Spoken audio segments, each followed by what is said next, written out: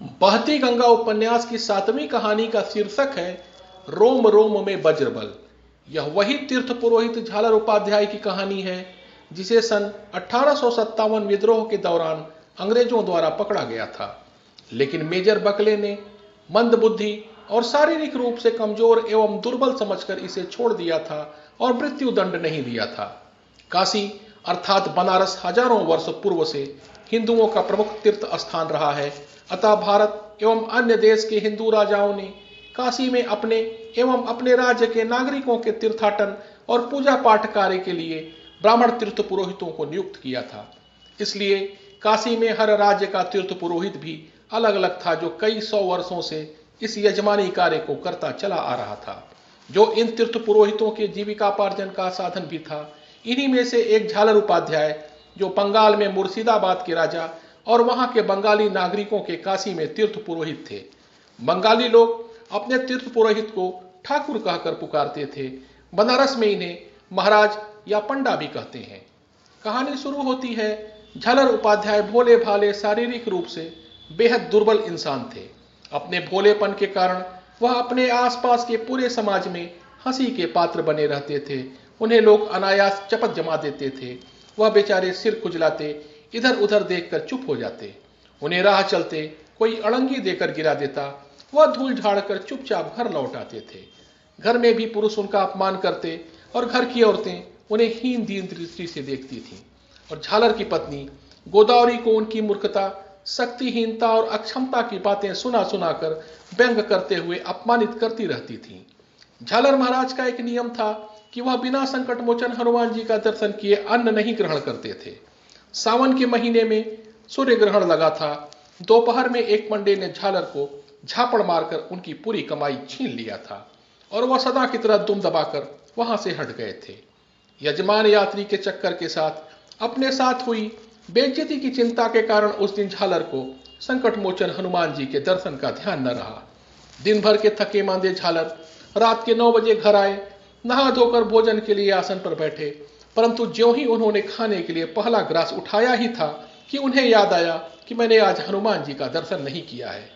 बस वही हाथ रोक उन्होंने अपनी माँ से कहा, माँ मेरी थाली देखती रह, मैं थोड़ी देर में दर्शन करके लौट आता हूँ। माँ ने उन्हें मना किया, परंतु झालर नहीं माने और घर से निकलकर संकट मोचन का रास्ता पकड़ चल पड़े, जो झालर के मणिकर्णिका घाट के समीप स्थित घर से लगभग 6 किलोमीटर की दूरी पर था। उस जमाने में दिन दोपहर भी वहां कोई अकेले जाने की हिम्मत नहीं करता था।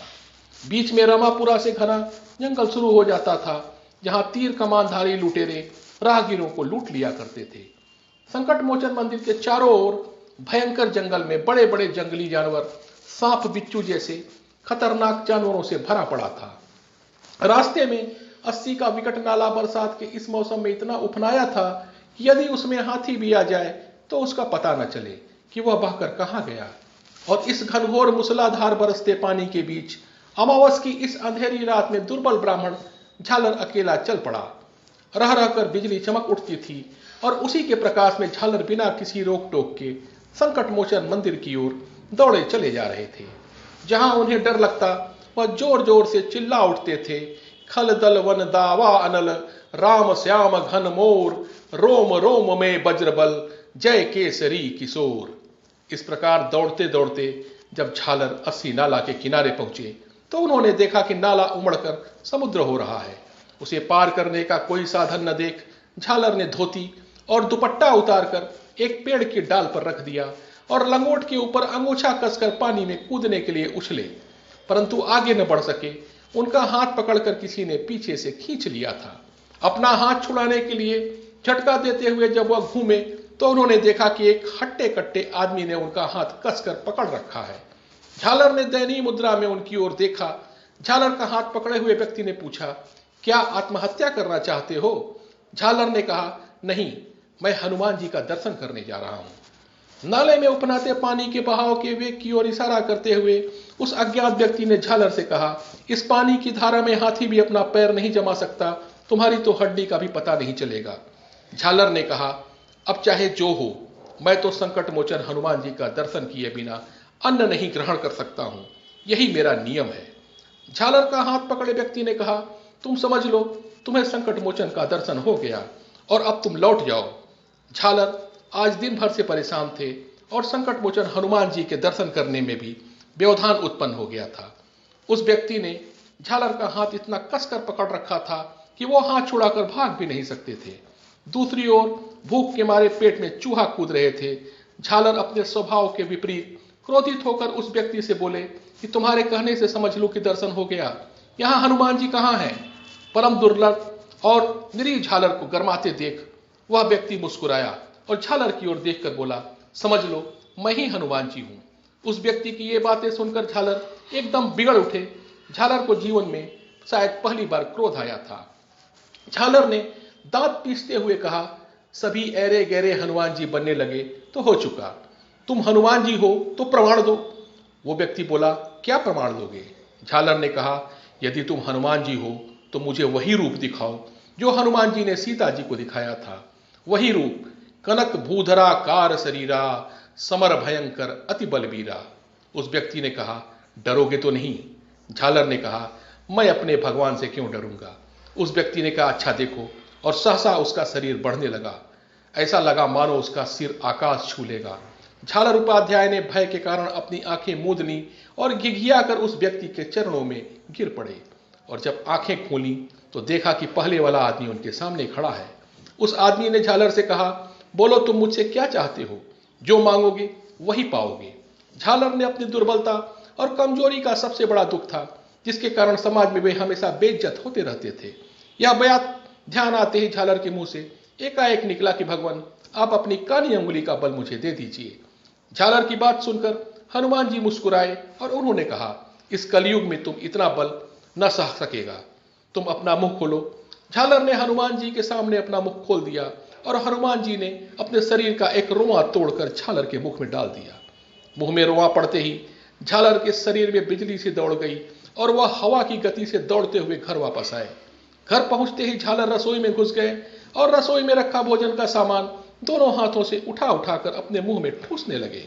रसोई का सामान समाप्त होने के बाद वे भंडार में भूख भूख चिल्लाते हुए घुस गए और आटा दाल चावल जो भी चीज सामने आई सब खाने लगे। झालर के अंदर एकाएक इस परिवर्तन के कारण घर के लोगों को लगा कि झालर के अंदर कोई प्रेत की आत्मा घुस गई है। घर के लोगों ने भंडार घर के बाहर दरवाजा बंद कर दिया और झालर रात भर अन्न खाते रहे। सुबह झालर घाट किनारे एक मढ़ी पर टेक लगाकर खड़े थे। रोज की तरह झालर का मजाक उड़ाने वाले लोगों ने झालर की ओर देखकर कहा, बोली बोलते हुए बोला, गुरु तनी संभार के, तोरे धक्का से कहीं मढ़ी न टेढ़ी हो जाए। उस वक्त झालर महाराज अपने आप में नहीं थे और वे गरज कर बोले, ई बात हो। और मढ़ी पर जो उन्होंने अपने शरीर का दबाव दिया तो मढ़ी अररा कर एक ओर झुक गई। देखने वाले लोग अरे बाप रे बाप कहकर चिल्लाकर भागे। यह देखकर झालर महाराज जोर से हंसे और पत्थर का एक टुकड़ा उठाकर मढ़ी के नीचे रख दिया। मढ़ी आज तक उसी पत्थर पर रुकी खड़ी है। इसके बाद झालर अट्टाहास करते हुए उछलकर गंगा की बाढ़ में कूद गए। मढ़ी एक पत्थर से बना हुआ छोटा मंदिर या छोटा मंडप नुमा स्थान होता है, जिसका वजन सैकड़ों टन में होता है।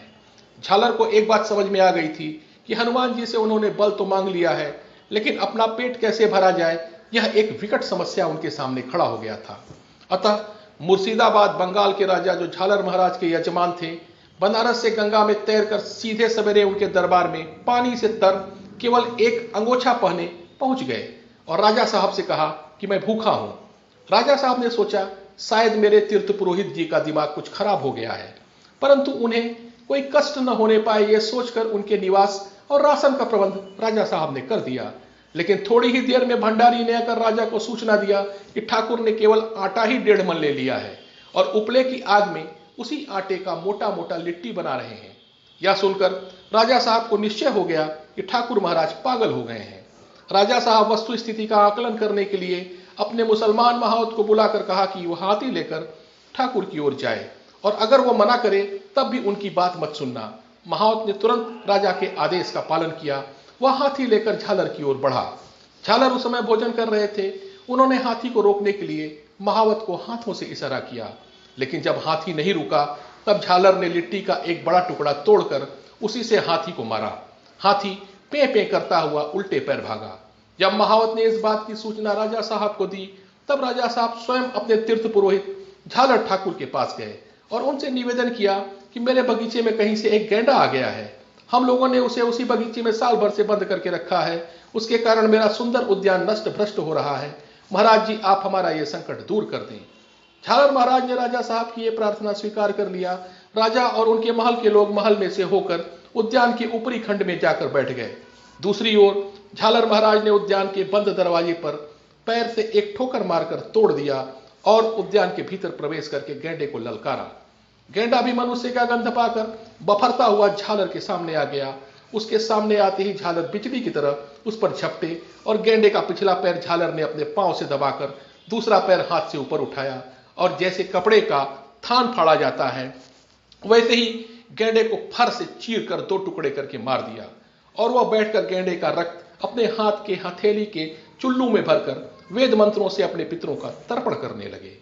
झालर महाराज ने राजा साहब को भी उसी गैंडे के रक्त से तर्पण कराया और इस घटना के बाद राजा साहब के मन में अपने इस तीर्थ पुरोहित के प्रति श्रद्धा की भावना और भी बढ़ जाती है। और इस प्रकार संकट मोचन हनुमान जी के इस परम भक्त झालर उपाध्याय की इस कहानी का अंत हो जाता है। झालर उपाध्याय के वंशज एवं परिवार के लोग बनारस के मणिकर्णिका घाट के पास आज भी रहते हैं। बहती गंगा उपन्यास के 8वीं कहानी शिवनाथ बहादुर सिंह का खूब बना जोड़ा की प्रस्तुति आप सबके समक्ष अगले अंक में प्रस्तुत करूंगा। धन्यवाद।